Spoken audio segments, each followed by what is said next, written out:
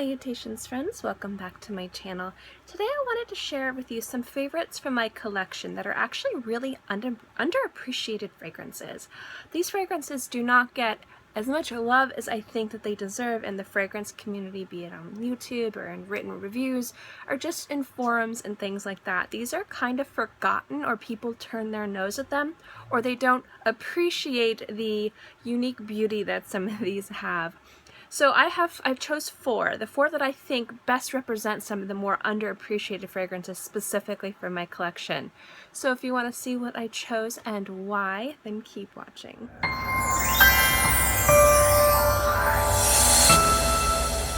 going to talk to you about three of them, which are in no particular order, but at the very end I'm going to talk to you about the one that I think is the most underappreciated and misunderstood fragrances probably out there currently. So the first one I wanted to talk about is Lalique le Parfum. This was released in 2005. The notes of this are bay, pink peppercorn, bergamot, jasmine, heliotrope, vanilla, sandalwood, tonka bean, and patchouli. This, I don't see anyone talking about this fragrance, but this is such a beauty. It is such a beautifully soft, slightly powdery, sweet, warm scent. I love wearing this. If you guys like La Vie Belle, or if you like YSL Black Opium, you probably would like this. It's warm and sweet in the same way, but at the same time being very sophisticated and a lot easier to wear, specifically than Black Opium. I don't find Black Opium particularly hard to wear, but it is definitely not a everyday fragrance, or definitely not a work class fragrance. This one you can actually wear to work or class. It's safe enough and soft enough and sits close enough to the skin to not be crazy oppressive or suffocating if you're sitting next to somebody who doesn't like fragrances, but it does have a beautiful enough sillage to leave a nice wafting aura around you when you wear this. Overall, I think this is a beautiful fragrance. It's one of my favorites, and I don't see anyone talking about it. So, I mean, people have talked about it, do not get me wrong, people have talked about it, pro and con, but I feel like this one should get a lot more love than it actually gets. This next one is one that got a little bit of hype when it was released in 2015, but it's something that I don't see a lot of people talking about anymore, and I'm kind of surprised because it's stunning. I recently did a review on this, and it's Donna from Valentino. First, this is one of the most beautiful bottles I have in my collection. I love it. The notes, if you're unfamiliar, I'm not going to go too into it because I just did a review on it. The top notes are bergamot, the heart notes are iris and rose, the base notes are leather, patchouli, and vanilla. This is a beautiful, beautiful fragrance, and a lot of people, men and women, really enjoy this. I think I see more people talking about this in hauls, like, oh, I got this fragrance, look at my favorites, but I don't see people actually taking this fragrance seriously. And I think that this is a beautiful fragrance that deserves to be taken seriously. It's really quite special. I think that if it's a little bit too girly with you, you can definitely layer it with other things to ramp up the intensity. But overall, this is a beautiful fragrance that I think is really special, and I wish more people talked about it. In my mind, when it comes to underappreciated fragrances, I think this one almost made it to the top, but once you see my number one pick, you'll know why I chose that one. And this is Tom Ford's Sahara Noir. Now this is, the top notes are bergamot, mandarin, violet, ginger, and basil, or basil. I always say basil because Basil at Baker Street. I love that cartoon. The heart notes are grapefruit blossom, orange blossom, tobacco, and black pepper. The base notes are amber, cedarwood, patchouli, oak moss, and leather. I really love oak moss in fragrances, and black pepper. This is just a spicy, beautiful, just experience. This is so good.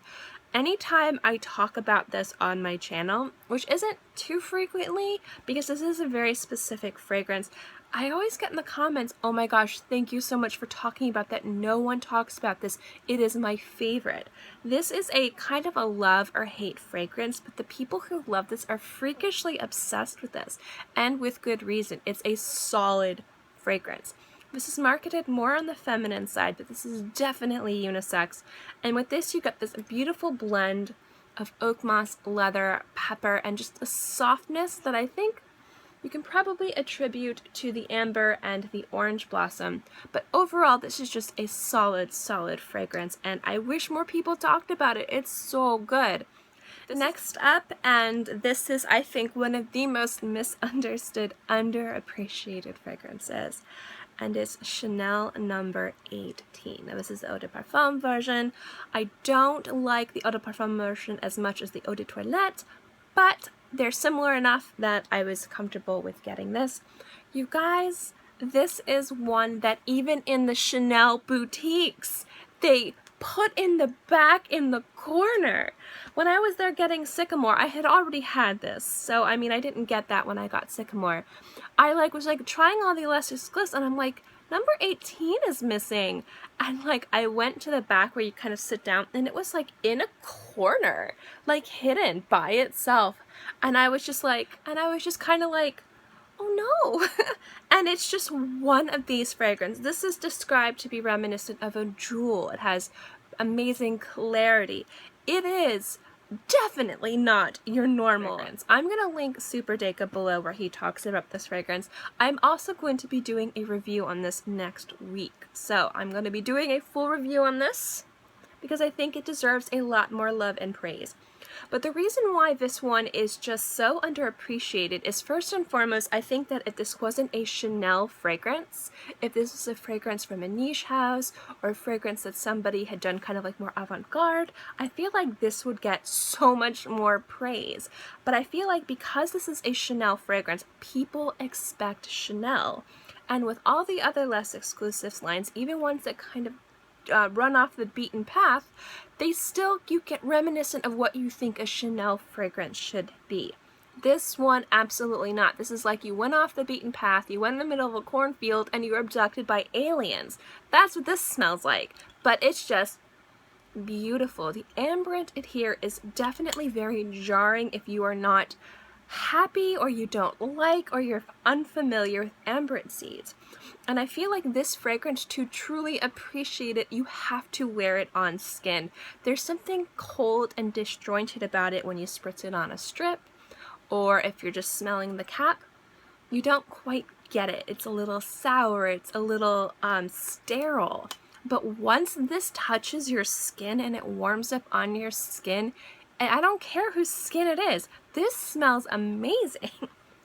Obviously it matters, skin body chemistry is a huge thing. I'm just kind of saying that for a fact. But this is one of the fragrances that once it touches your skin and it warms up, you cannot get enough of it. It's fantastic. When I bought Sycamore, I was talking to the SA there for probably 20 minutes about number 18. We were just throwing off words. He's like, it's so, and I'm like, alien? He's like, yeah, bizarre. But we both loved it so much, and it was so fun to be able to talk with somebody who loves it. And he's like, I don't like that we have to put it in the corner. I feel like it should be part of his lineup, but people don't understand it. And it was just that's this fragrance. People don't understand it. This is not a fragrance you would blind buy. I rarely, if ever, recommend people blind buying things, especially when you're looking at a fragrance that reaches the triple digits.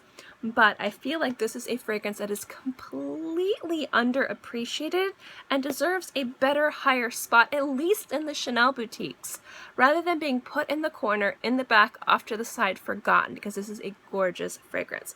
It definitely is not for everybody, but I do believe it deserves a lot more praise than it gets. Thank you guys so much for watching this video. I hope you enjoyed it. If you guys agree with my picks, let me know below. Again, I purely went into my collection.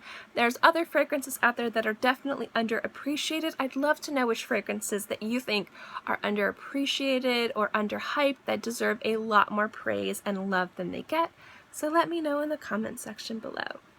As always, if you guys like my videos, specifically my fragrance videos, give this a thumbs up. It lets me know to continue doing videos like this. And also don't forget to subscribe, because it's free, and I'm free, and I put out new videos every Monday through Friday, and sometimes on the weekends as well. So we'll always have something for you to watch.